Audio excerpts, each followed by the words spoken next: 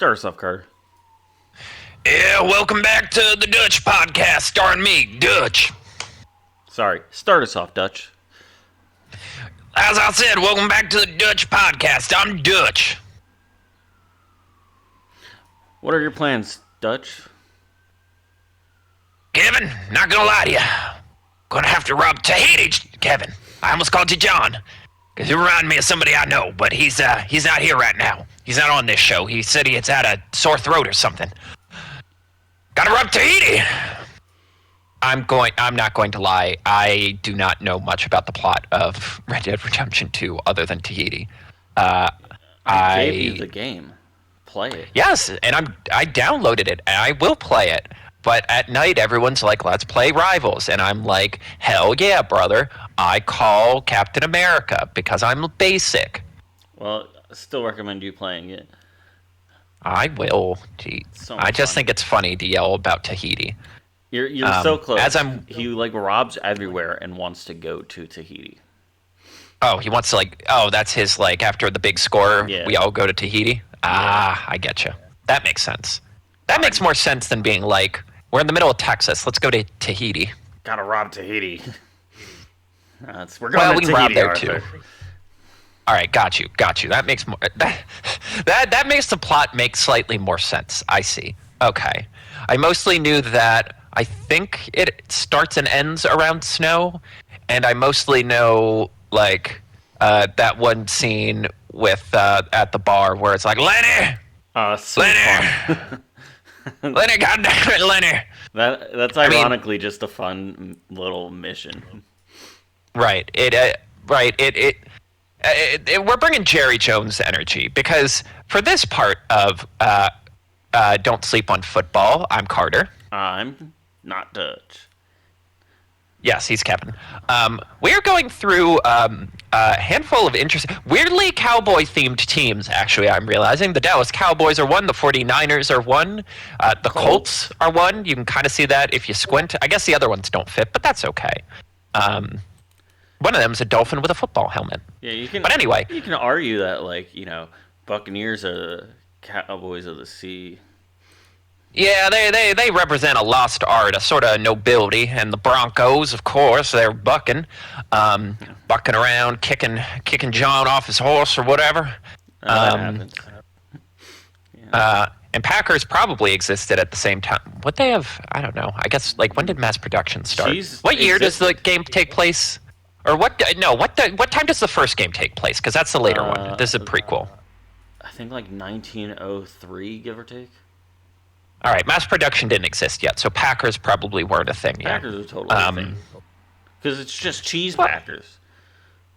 Yeah, but mass production didn't exist yet. We didn't have the factory system, so there was not enough cheese to pack.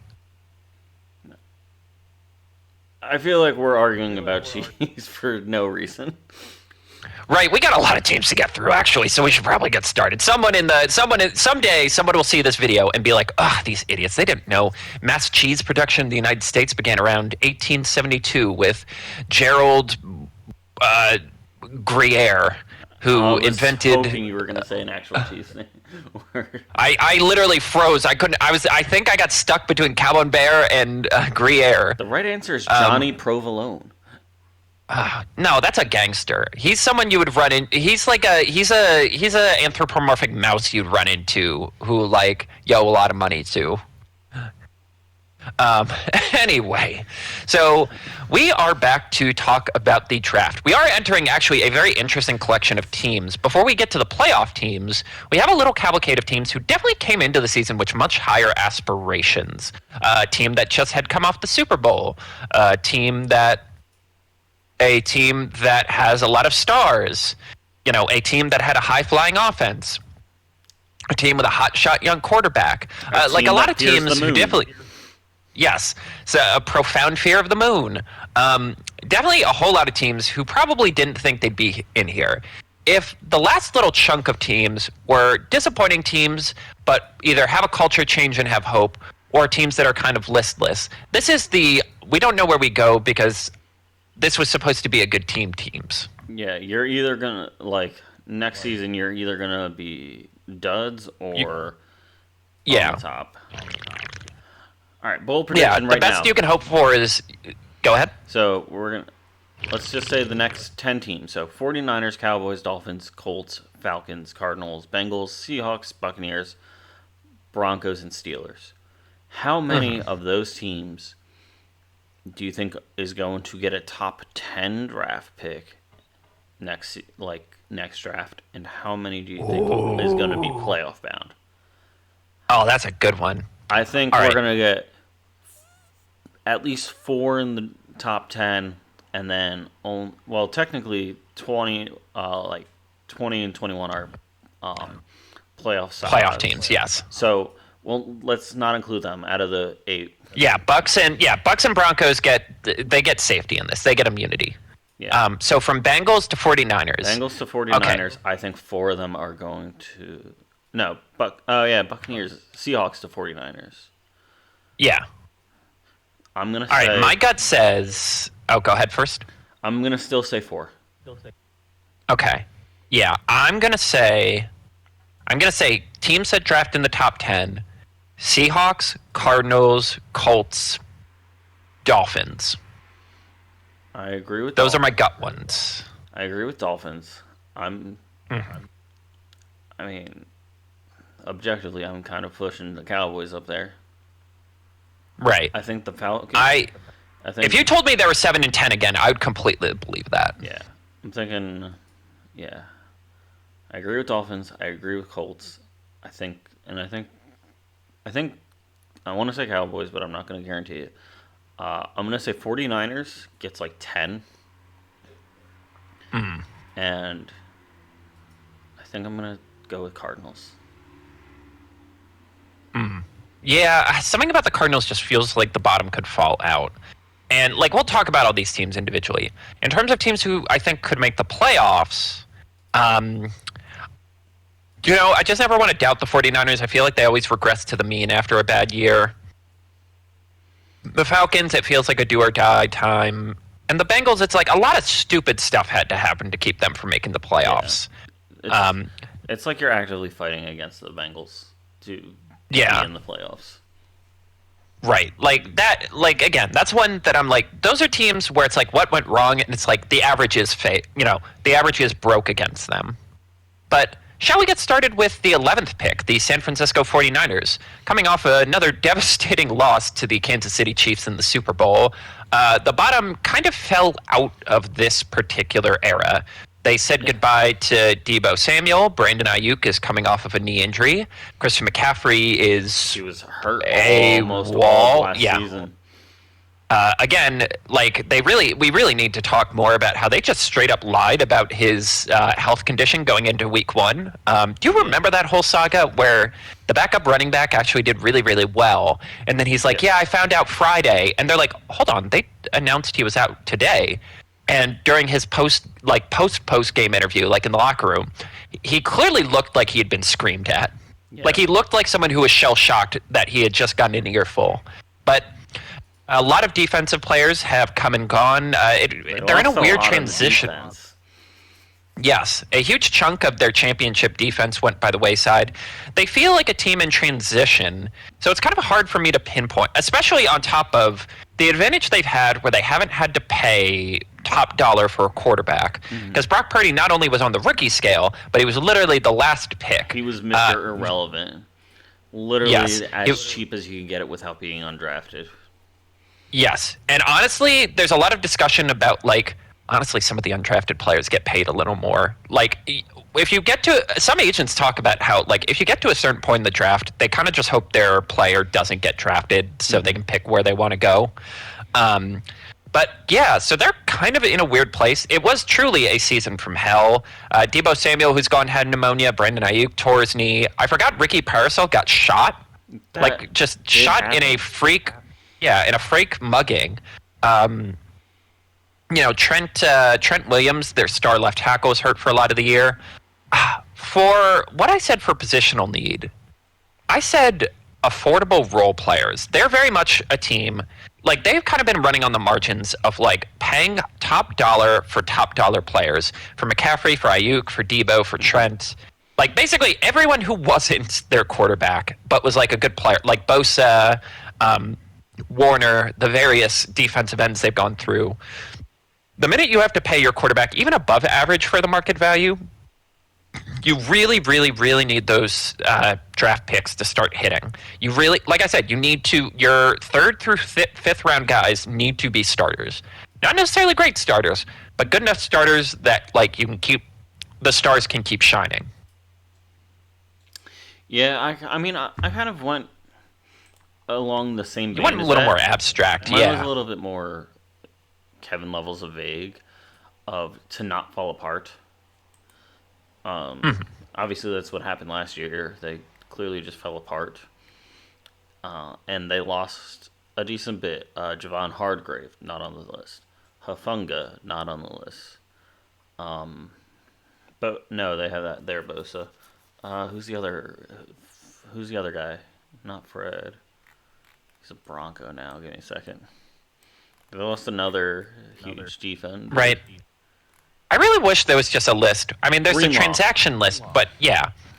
Unfortunately, the transaction list doesn't help you figure out what players left. It only tells you who they signed. Yeah. Which, I'm like, I'm not going to every other team's thing to see which 49ers they swiped. I knew the Hufanga and Greenlaw, just because that trade was insane to me, or a pickup because they both went to Broncos, and then I saw Hargrave on like a list of, like, I think while I was looking at everyone's rosters to prep for this. Yeah, but Yeah. I think the biggest thing is like people like Kittle and Juszczyk. Because Juszczyk was almost not a 49er this season. Right, he was briefly gone. Like, did he end up signing with a different team, or was he just in limbo in like free agency? He was in limbo and free agency, but I think it was a situation of like he didn't want to leave, and they didn't want him to leave, but the timing of like when free agency started and stuff, he technically became a free agent and fielded other offers. Like, was allowed to field other offers because he did not commit to 49ers. Right. Start. I think it was like, because he signed it pretty quickly after word. So I think it was a very, very brief period of time where it was like he was technically a free agent. But like people like him and Kittle, where I feel like they're huge for the team and like morale and stuff. Yeah. Like they can only keep so much together. Right. It's the cost of being as consistently good as you've been for this long a period of time. Of like, you literally at some point the numbers just don't number correctly. You literally cannot afford to keep all of these people around because at some point, no matter how much a lot of players love a team, they're not going to keep signing contracts under market value. But even just looking at this, I'm like, it's not as dire as I would have thought. Like, last season was sad and kind of crappy, but it's like, okay, if McCaffrey can be healthy and Ayuk can get over what the hell is wrong with him, Juan Jennings is actually a pretty good number two. Like, he kept this team afloat. Parasol had his moments, and again, graded on the curve of the man got fucking shot. Kittle is still performing at a really high level. There was an interesting discussion of like how many tight ends currently in the NFL could go to the Hall of Fame, and it really is just like, Kelsey obviously, but Kittle, like, I feel like he's become underrated in terms of his like production. It's like his production is up there with like Antonio Gates and Gronkowski's and like basically any tight end who is in the Hall of Fame. He's like right there with him, and only like Kelsey actually blocks. I think that's the biggest difference, but is he actually blocks? But I think it's because he's always a great like fantasy tight end. Also a huge WWE fan. But he gave beers to the announcer or commentators during WrestleMania this year, which is hilarious. I think the biggest difference about him is he kind of, outside of like National Tight Ends Day and stuff, which always happens to fall around his birthday somehow. Um, he kind of stays. He doesn't branch out. He doesn't do anything super crazy or anything like that. He kind of minds his own lane. He goes to other sporting events and stuff, but like that's like normal people stuff. Like Travis is dating Taylor Swift. Travis's brother is Jason, and like he was good before. Right. Before he became a pop culture. Isn't it kind of crazy that he is probably like, you know, people who don't know football know him now. Yeah. He's one of the guys. A pass catching tight end on the Kansas City football team. Yeah. I think it's just like he became so big that Kittle kind of seems to fall in a way. But he's still like it's just cuz he doesn't one up him. Also, right. I'm hearing myself again, so you might have to move your mic the other way. Yeah, it's all good. Yep. Lowering that. But yes, and kind of all of this in terms of like their window. It feels like the window's not closed, but it's in a transitional phase. Closing. That's a good way of putting it, because you still have enough talent. But that kind of led me to, in terms of least needed, they probably shouldn't draft a quarterback. I mean, but okay, hear me out. Okay, so let's talk Shedeur, because we've talked around Shedeur Sanders, but like we haven't actually talked about like what he does and doesn't do well. Because it's like, okay, why is he falling in the draft? Well, because like the dad, the fact that his dad is like a bulldozer parent seems to be turning some teams off. He holds on to the ball too long. Like half the time it was a bad offensive line, half the time it was him trying to make a play. He has an irrational confidence in his athleticism, even though he's just like a B- athlete, not an A+ athlete. He's got a decent arm, but not the strongest. But what are the things he's good at? He's incredibly accurate. He can hit all three levels. He's a really good game manager despite the sacks. Like, in terms of like controlling the game, the flow of the game, the rhythm of the game, keeping the team like moving and upbeat, he feels like someone whose dad was one of the greatest football players of all time and who spent his entire childhood around football players. Like, he has all of that going for him. And it's like, if there was one team that could really benefit from like a reliable, like not the flashiest, but the most reliable prospect in the draft, who could come in, run the offense efficiently, and keep you upright, while still giving you the cap flexibility you needed with Brock Purdy. Yeah. I'm just saying, it's not if we were going to get a surprise team for Shedeur Sanders, it would be the 49ers. I think, right. I think I like what you're saying. But it's an idea. I think they're still riding the high of Brock Purdy, Mr. Irrelevant, though. Right. It's almost that's the biggest getting problem. To the Super Bowl almost cursed them. Because once a quarterback makes the Super Bowl, it really gets... That's what happened with the Ravens and Joe Flacco. They were ready to move on. They're like, all right, last year of his contract, then it's time to move on. We'll come up with new... They win the Super Bowl, and it's like, God damn it. Yeah, it's like, shit. Like, what are we going to do now? We have to pay him now. Yeah. But we'll see. I agree. It's probably not the best idea. You should probably just keep the continuity. But, like... It wouldn't... It would be a little bit of a surprise. But I think the question at hand is also, do you think Shedeur would drop to 11?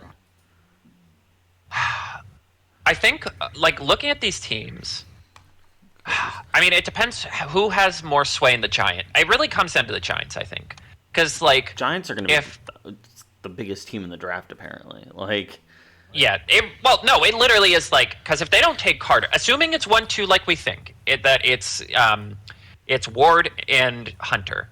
Like, they could go in so many different directions that completely changes the direction of the draft. If they go Carter, if they go Williams, like, there's so many different players they could pick there. Or trade that would upend the draft. Like, who actually knows? Like, they do kind of hold all the keys for everything. But I'm like, the teams that kind of need a quarterback, like the Raiders, it's like, do you want to get a younger guy in there just to get ready? The Jets, it's like, well, is Fields just a stopgap? The Saints, who apparently don't have a quarterback, I'm like... All of these teams feel kind of like... They're I think... Kind of... they can talk themselves out of a quarterback easier than they can talk themselves in. Yeah. No, I don't think they're committed to Mitch. No. Yeah, it's like, and then the only other way, it's like, okay, Pittsburgh could trade up, and that's like of those teams. Like, I'm trying to think of another team that could be a wild card for this. Like, maybe well, we'll talk about the Colts in a minute. Maybe the Dolphins. I don't think the Colts are going to get. Maybe the Dolphins. I think the Dolphins would actually unironically be a good fit for him. Yeah. But like again, it's like guy who's accurate, who can like work in the offense. You just have to train him to like get rid of the ball quicker. But yeah, it's like I'm hard pressed to think of other teams that would really wouldn't just be like, we'll just draft one of the second round, third round quarterbacks. Yeah. You know. Because if they suck, it's like, well, we didn't spend that much on them, and we'll just loop around in the draft anyway, or like next year's draft. Because it's like you also have like some very clearly set in stone quarterbacks very early. Geno, Trevor Lawrence, Drake May, right? The meme room of the New York Giants. So it's like I doubt they're drafting quarterbacks, and I feel like there could be enticing trades for someone for like the Saints, like the Steelers.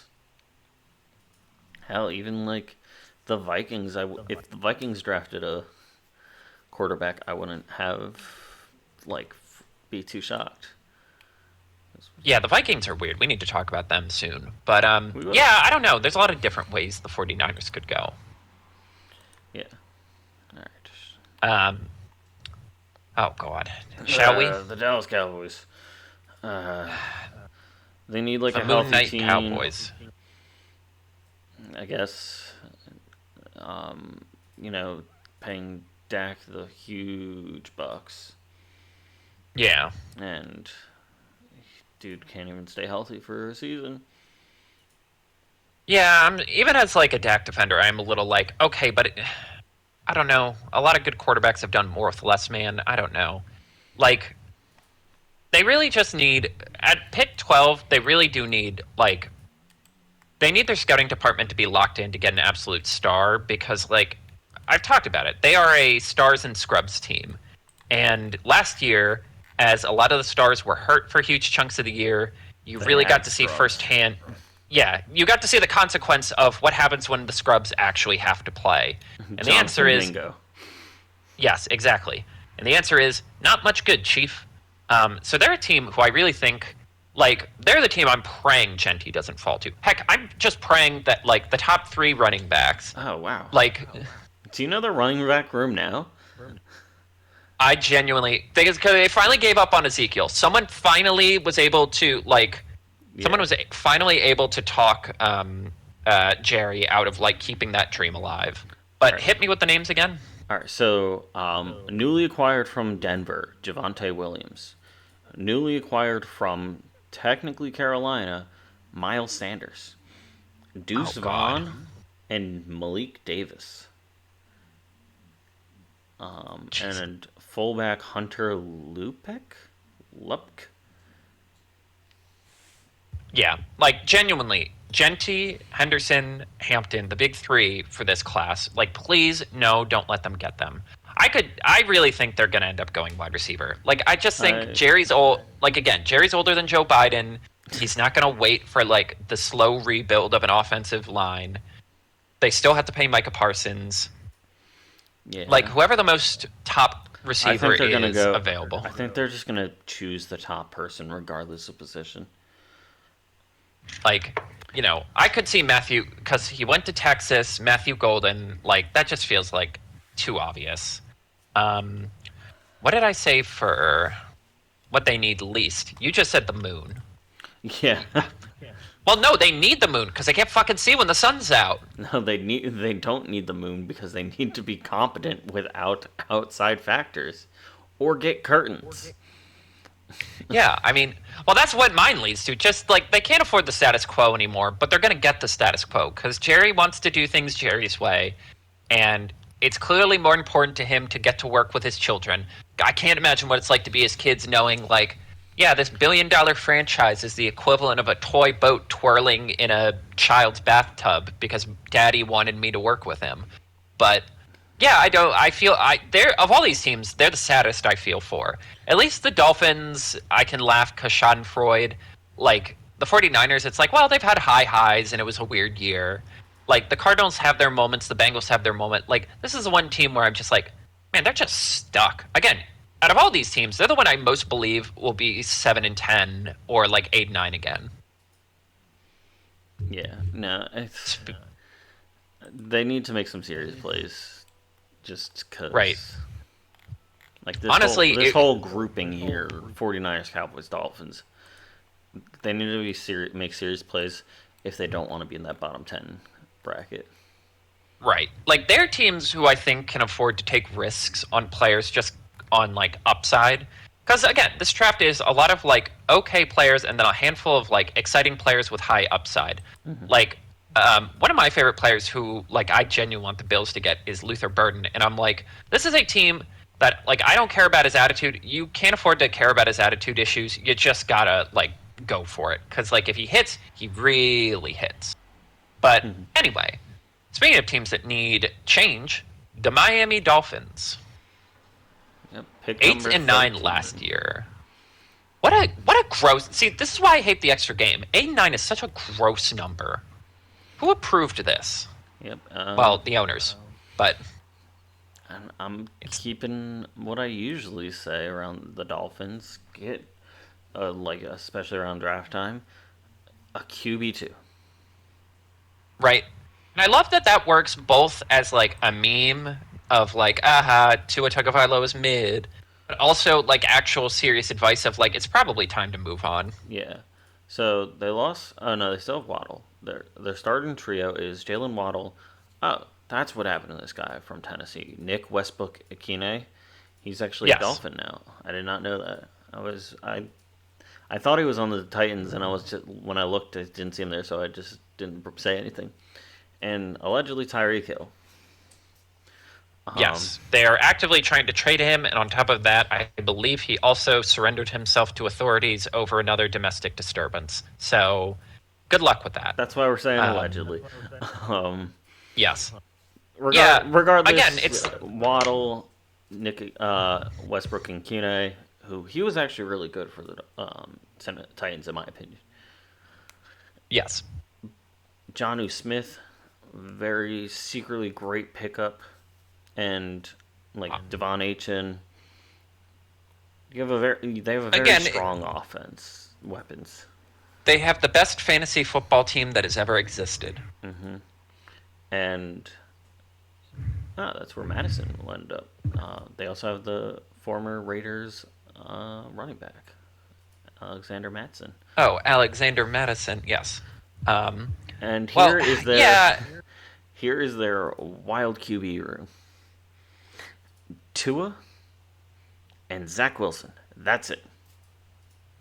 How did he end up on he was in what happened? How did he end up in Miami? I don't know. But he's in Miami isn't it now. Funny? And that was supposed to be like the greatest quarterback draft class of all time. It was him, Trevor Lawrence, Trey Lance, Justin Fields, Mac Jones. And like it's so funny that he gets the most flack out of anyone, even though it's like, all right, well, what the fuck did Mac Jones ultimately accomplish? Trey Lance doesn't even play. He played like 2 games. Yeah. Like, Fields is just fine. But, yeah, I mean, again, it's... I think with the exception of Trevor, everyone else is on a different team. Yes, and even Trevor, it's like, man, you were supposed to be a generational You're fine. You're like top 15, I guess, but like, you haven't done anything to like blow people's pants off. No one's top hat is twirled into the air with like a whistling sound. No one's monocle's popped out of their eye. No one's bow ties have twirled cartoonishly. No fifth thing that I can't think of right now. Nice. But yeah, it's just funny because it's like, after that 70-point game, that was like, oh, a new generation of offense is here. Basically, the scouting report has come out about them, and it has not changed for the last 3-ish years of, they're not tough. They need toughness. They need people in the trenches. They're built to do exactly one thing, sort of be a high-flying, high-speed motion offense. And not only have people done that better than them, people have also countered it to their diminishment. Yeah. Yeah. And it is so striking that the last 2 seasons, it just completely stalls. Yeah. It turns into the mud. Which, I don't know if that's, indicative of Tua actually being really, really good, or if it's just, man, it's really bad that you built this offense to only be functional with one person. This might be their coach's last season, hot take. I'm genuinely shocked he didn't get fired this offseason. Well, you're in too deep. He built this team exactly in his image, and you're like, well, you got to make it work, man. I don't know what to tell you. And it's it's tough that it just seems like he's not able to inspire fury in this team. It's a problem that they only have the one note they can play. They are a team them and the Cowboys are truly the most stuck teams of I don't know how you fix this without just accepting that you're going to have to suck for at least 1 or 2 years. Yeah, it's so striking that they were, McDaniel comes in because he's a part of the Shanahan tree, the 49ers coaching staff. And their whole thing is position one, build in the trenches. If you have one of the best offensive lines, you can do whatever you want. If you have one of the best defensive lines, you can do whatever you want.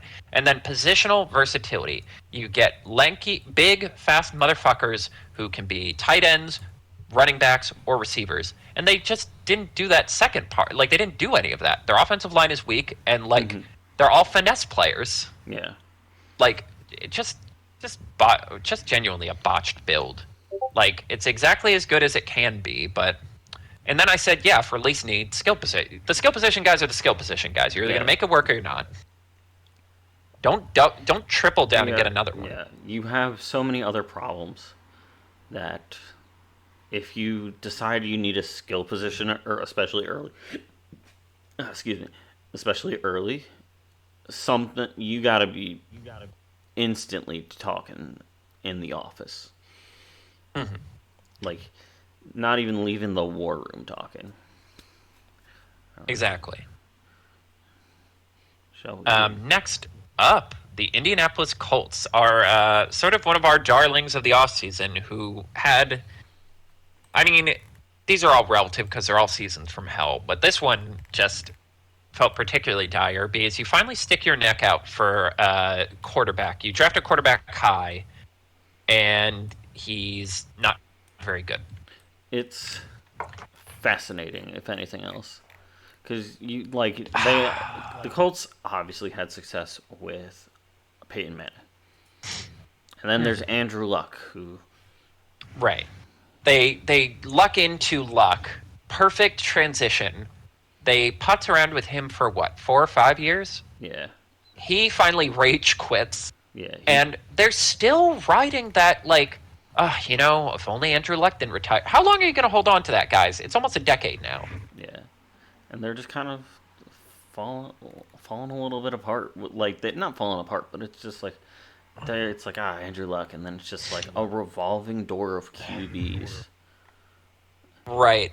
I believe Joe Flacco was there at one point. Phillip Rivers. Carson Wentz. There's some other ones. Carson Matt Wentz. Ryan. Yeah.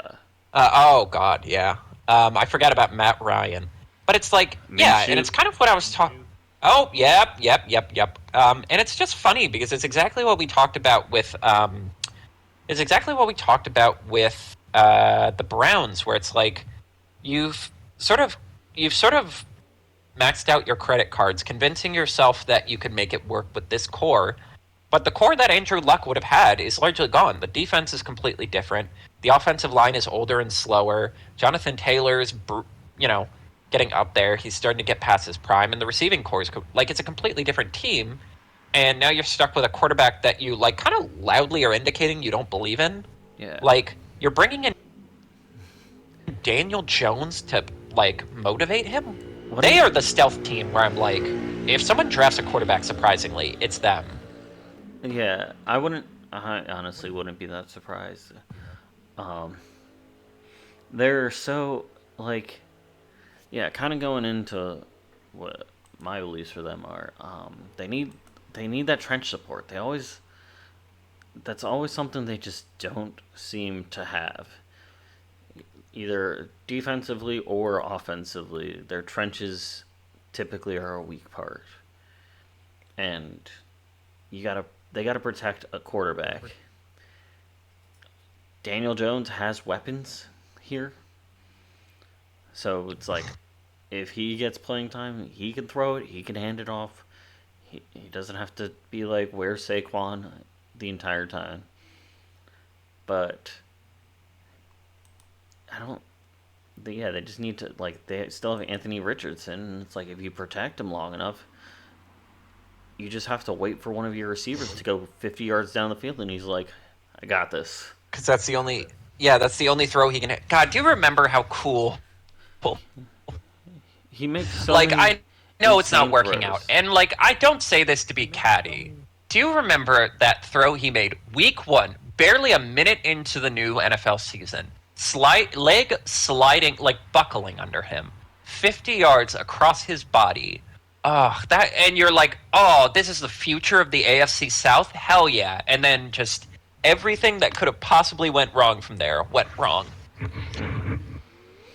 Yeah. And yeah, and I literally just said, yeah, you kind of just have to cash all your chips in and try to make Anthony Richardson work, whether that's a tight end, whether that's a receiver, whether that's line help. And that kind of ties in with my least needed is blue chippers at non-necessary positions. Everyone talks about like how good the Colts roster was or how good they were at drafting for so long, like at the end of Andrew Luck's career and post Andrew Luck. But it really dawns on you how many of the positions they succeeded at are like kind of non-essential ones. Mm-hmm. Like, okay, you're good at drafting. You know, you had a like Pro Bowl linebacker, you had an Quentin Nelson. You know, your interior, like parts of your interior line were good, and you were like paying them. Like, you know, Jonathan Taylor's good, but it's like a non-big play running back, like a reliable 4-yard per play running back, not like a big explosive running back. Are you really going to pay them that much? Like the actual the positions that will like make or break a franchise, you know, quarterback, tackles, receivers, edge rushers. Like you never got those ones right. Yeah.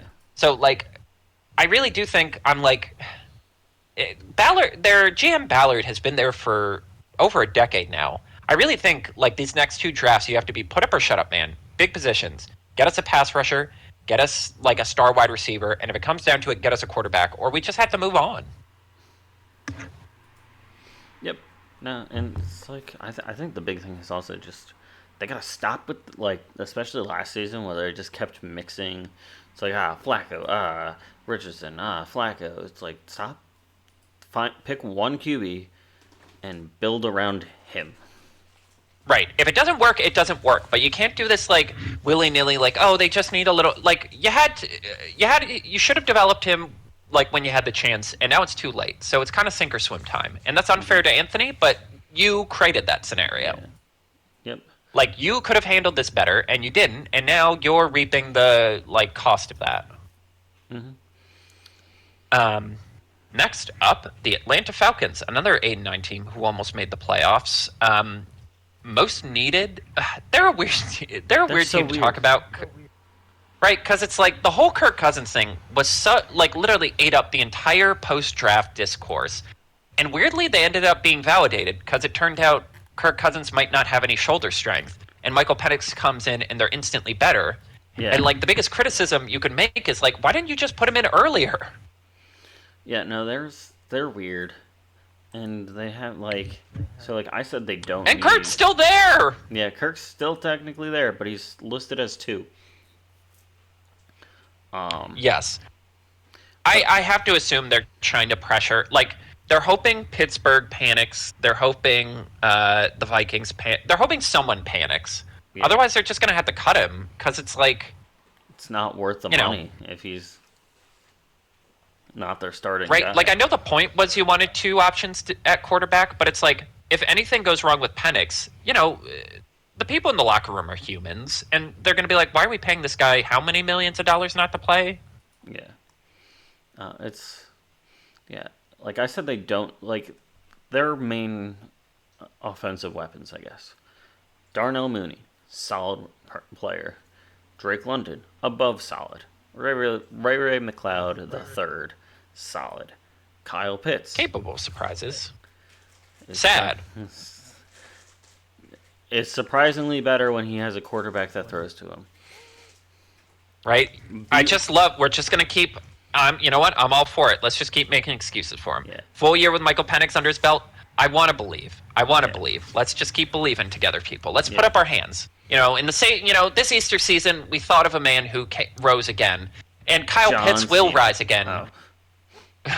No. Now we're gonna get in trouble. Oh, oops. They have Bijan and Tyler Algier. It's like, wow, this is like decent levels of talent across the board.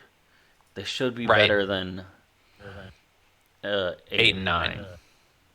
Right. That's why I made my okay, now you should probably focus on defense. Yeah. Just because it's like, it's become a meme that they don't draft defense, and I kind of defend that on the grounds of if you're drafting past 10, if you're not getting a bona fide, certified blue chip defensive player, I'd rather invest in offense.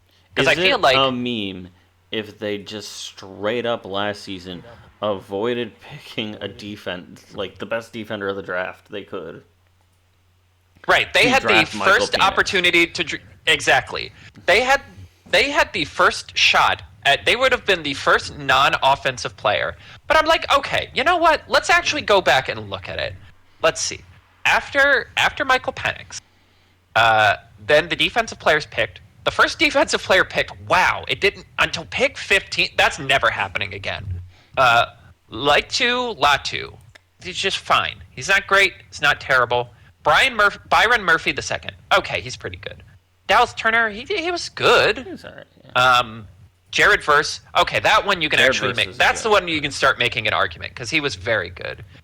Chop Robinson was also pretty good.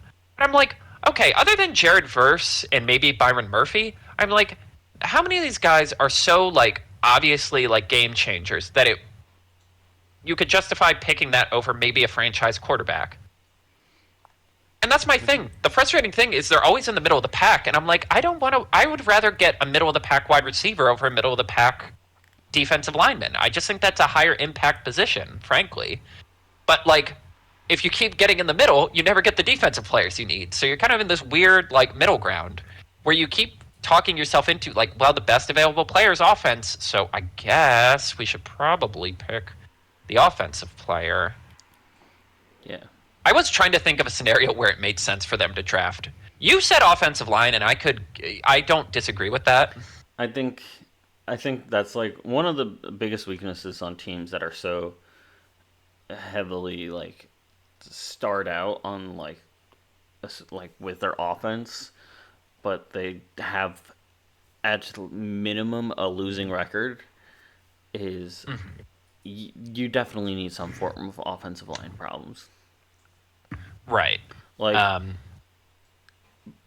between Bijan and all the guys I listed earlier, even just him and Drake London, you should theoretically be able to get a ball to one of them pretty easily if you can throw. And if that's not the problem, which they have 2 quarterbacks, so that's now not the problem if they are smart about it. It's buying time for them to throw or people get open. And that's where the O-line comes in. They got to At this point, you're in so deep with the offense. Just keep committing. Keep going off. Just go offense. It's we haven't drafted an offensive lineman this early yet. Yeah. They're another one. I do look at Matthew Golden, Luther Burden, and I just think it'd be so funny to commit to the bid and be like, well, we don't have a wide receiver like this one.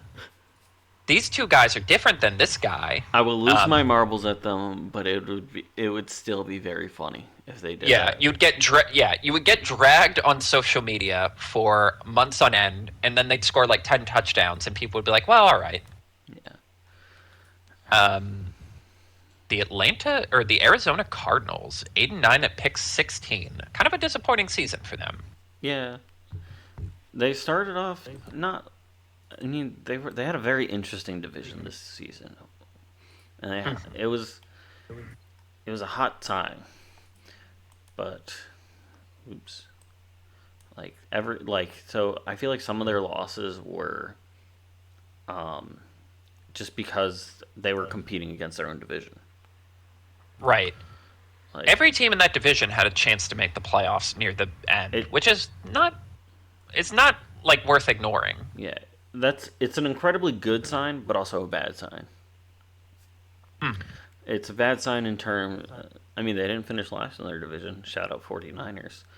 Um, it's a bad sign in terms of if everyone's fighting for it towards the end, you're all hovering with not like super standout records. So you probably not going to get a bye week or anything like that. And you can probably lose out due to some BS. You might be able to make it in because of some BS, but you could also lose out because of BS. Right. So with them, I said their biggest thing is that they need is long-term plans, because I feel like they don't have it. Like, it's another team that's kind of made up of like 2 or 3 different coaches' visions. Yeah, which actually ironically goes into my least needed point. They don't need to shuffle the coaching staff. They had relatively proven success last season, where they might not have been the best team, but they weren't a terrible team. They did some pickups already. Couple like they got Josh Sweat. They got some stronger people on the offense, or stronger starters on the defense, and then they picked up some enhancement talent and backups on the offense. But I feel like they don't have anything like. There's no clear image of what they want to go to. Like, you got like Marvin Harrison Jr. and Michael Wilson and Terry McBride and James Conner, but you don't really like. There's no like, oh yeah, we're gonna keep doing this. Like, it's been a little bit of a revolving door, and Kyler, his health is very questionable. Plus, he's getting up there in years, which isn't really a statement if Tom Brady can have like a 20-year career. But yeah, but I'm starting to worry we're using that to a fault, because I'm like, why does Aaron Rodgers think he can still do this? Like, maybe it was just Tom Brady who could do this. Yeah, but Tom Brady also didn't have like the same caliber of injuries as some of these guys. Right. Like, yeah, I mean, his Kyler's most recent injuries and stuff. I feel like that really just shortens the shelf life of a quarterback. Right. And yeah, that kind of leads me into my point of like just like pushing the chips. This kind of has to be the year you decide on Kyler Murray or not. He's been in the league for how many years now? Drafted in 2019. Right, he's over at this point. He's like in the league for like 6 years. Yeah. And it's like he's still young. He's not even 30 yet. But it's like, okay, how many times can you start off a season hot, stall out, have a bunch of nagging injuries throughout the team, and then just like not get over the hump? Mm-hmm. At some point, it's like, and like I get it. I get like you don't want to give up on him because like, and statistically, last year was one of his best years, and like, no one wants to go back into quarterback purgatory. But it's like, if this is the ceiling of the team with him, then it's the ceiling of the team with him, and you need to like come up with a better plan than that. Yep, they need the long term. They need long term. Right. Right. You have to decide how many pieces on the team right now are in your long term vision. Yeah. And if that means you lose a couple talented guys in the process, like, well, tough. Yeah, and I think the thing is just, what's it called? Yeah, I think this is the team that would do the secretly or like first round quarterback, because you need a future plan. That would be wild. You got Kyler Murray, you got Jacoby Brissett, and Clayton Tune as your quarterback room. And I feel like I feel like now would be a good time to bring in a hot new quarterback. They don't even need to draft like Shador or some like one of the top ones. They can draft like a medium level one. A little people will be like, "Oh, isn't that a little early?" But I think that's what they need. They have like almost a new like half a new defense. They sneeze, and yeah, their offense is relatively strong, but I think they just need a future vision. Yeah, and it's like a bummer. I want it to, I want it to work with this version of the team, but they're starting to run out of runway for that. Mm-hmm.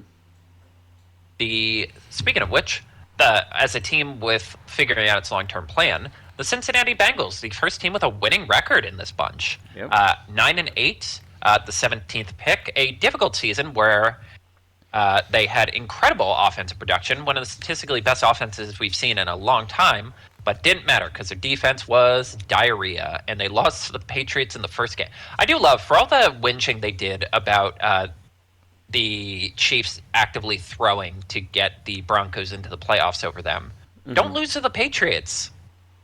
Don't yeah, do. I feel like glass that's houses. We lost to the Patriots, but we had Mike White in at quarterback. Yeah, I feel like that's the thing. I feel like it's like they did this so they didn't have to so it wasn't the Bengals were like out. It's like man, they like scumbagged us out. But like you said, they lost to the Patriots. If you lose to like a bottom tier team, it's kind of on you. Right. I'm like, there was plenty of ways you could have avoided this outcome if you just won the games you needed to win. Yeah. But yeah, it's for them. For me, it was a pretty easy one. For me, it's just like they just got to get a few damn starters. Like the big problem the Bengals have. I agree with them overpaying for Jamar Chase and T. Higgins. You should have paid them earlier so you could have gotten them below market value, but you didn't do that because that's not how you do things. You kind of have to live with the consequences of your ownership. But like the problem they've run into is simple. It is this constant game of letting talented players go because you don't want to pay them, trusting that your draft process will find new talent. And it's like, it's kind of like, I'm trying to think how to describe this, but it's like, it's a common refrain where it's like having a lot of salary cap isn't technically a good thing. Usually that's an indictment of your like drafting process. You want to have guys you drafted to spend your salary cap on. Like, it's good if you don't have salary cap space if it means you're drafting good players, and the Bengals haven't done that. There's just been a very bad talent drain at defense. There's been a very bad talent drain at offensive line. Like, they've been trying to fix all the things people complain about, but then they keep drafting poorly, and it doesn't work. Yeah, that's why I said like I think their bigger problem is the defense. Oh yeah, Chase Brown super quick. Mike Gesicki, solid tight end. Jamar Chase and T. Higgins is arguably one of the top duos in the entire league. I think the enhancing their offensive line did good enough for someone as good as Burrow to get it to his weapons, but I think the bigger thing is their defense giving up points. Right. The plan can't be to win every game 50-45. Yeah. And you can't fix a defense in one draft, but you got to at least come out of this draft and say there's at least 3 guys who are going to be here for 5 years. Yes. Or 4 years. Rookie contracts only are 4 if they're not in the first round. Yeah. They just Point need still to do stands. That. They get every top defender pretty much, I would say. Because they don't need to fix their offense. I mean, outside of the trench could use a little enhancement, but I wouldn't say they need to fix it. That could just be like a coaching regime thing. Right. Like, yeah, I honestly respect them for going all in on Chase and Higgins because it's like no team can be perfect. Like the fact that the Eagles are as balanced as they are is almost by accident. It is the draft falling perfectly multiple times, and also being able to get the best running back in the league at like a reduced price because like the market is stupid. Yeah, it's that Like psychopath Howie Roseman. yes, like everyone else being an idiot, but Howie evidently. And yeah, it's for me. I would rather if in failing being perfect at every position, which is impossible. I would much rather go all in on being really, really, really, really, really, really, really, really good at one thing. Yeah. And they are now incredibly good at one thing, which is pass like an elite passing offense. Yeah. No. But yeah, and then don't take risks. Like play it simple, play it safe.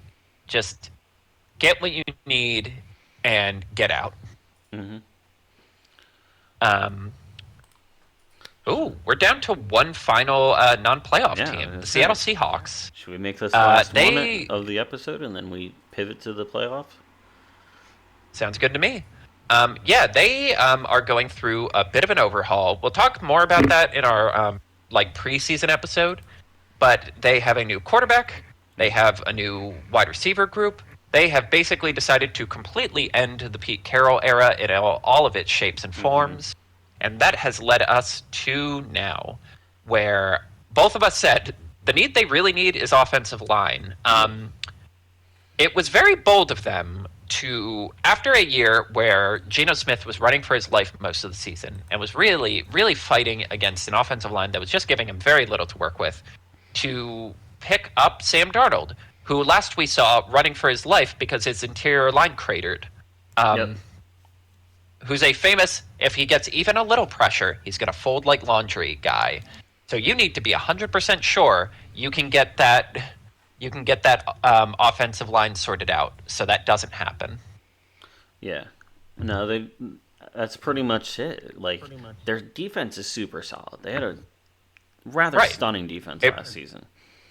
Right. It kind of rallied, especially as the season went on and as their new coaches got more ingrained. It was really impressive how quickly it became like a top flight defense. Mm-hmm. And they didn't really lose much in it. So it's still rather strong. And I think the big thing is keeping Sam Darnold safe enough so he could throw it to Cooper Kupp. Right. Which is a weird statement. Ugh, I hate it. I get his frustration. He should have retired a Ram. I get his consternation about that. Or MVS or JSN because they love their acronyms apparently. What a silly collection of skill position players. But they kind of have everything more or less down. They really just need their offensive line not to keep cratering. They lost DK and Tyler Lockett, but they've replaced them with adequate replacements. I feel like they lost a little bit for MVS for Lockett, but I feel like Kupp for Metcalf is a rather even, if not skewed slightly in Kupp's favor. Very slightly. Yeah, I'm going to be honest. I'm not a DK Metcalf guy. I think, and a part of that is because you look at him and you think he should be better than he is. But I think just his age is getting up there. I think he's no longer the big tough powerhouse that he once first was. Yeah, I kind of agree with that. But yeah, and then in terms of they don't need to spend on defense. And I like that you said they don't need to be committed to where they're picking. I do think that's what we're talking about with this draft. Yeah. If the offensive lineman you want, if the additional defensive help you want, if you think you can get them a few picks back, then trade. Again, this isn't a full-blown rebuild, but it is a little bit of a rebuild. Yeah. And I think it would behoove you to take advantage of the possibility of trading around. Yeah, I think it's very clear. Of my thoughts on this year's entire, at least first round worthy class of you could switch around, and if they bumped up for a little, like for a pick or two, or dropped down for a pick or two, I feel like it's not the end of the world for them compared to some other teams, which is like, if you do not move up, you're gonna have a problem. If you do not, it's like you should sell this for more picks. Agreed. Also, I want to make a formal apology. I said, because I was prepping for the next team or one of the next teams for next episode, and I said Mitch Trubinsky was the Pittsburgh quarterback. That's wrong. It's Mason Rudolph, which is almost worse. I was going to be polite and not correct you. I thought that sounded I'm going to own up to it. I'm going to own up to my boo-boo. But, Well, that's okay. We still respect you as a person. No, you don't. Fraud. Yeah. You're right. All right, send us home so I can be punished. Well, don't word it like that. Well, ladies and gentlemen, we are at the last collection of teams, the playoff teams, the teams who got so close yet so far, and the one team that ended the season at the absolute high of the mountain. What can these teams do to keep up with the Eagles? What can they do to clean up their mistakes? Will Buffalo somehow get sadder than it already is? Tune in one more time to find out. Yes. Next time, baby!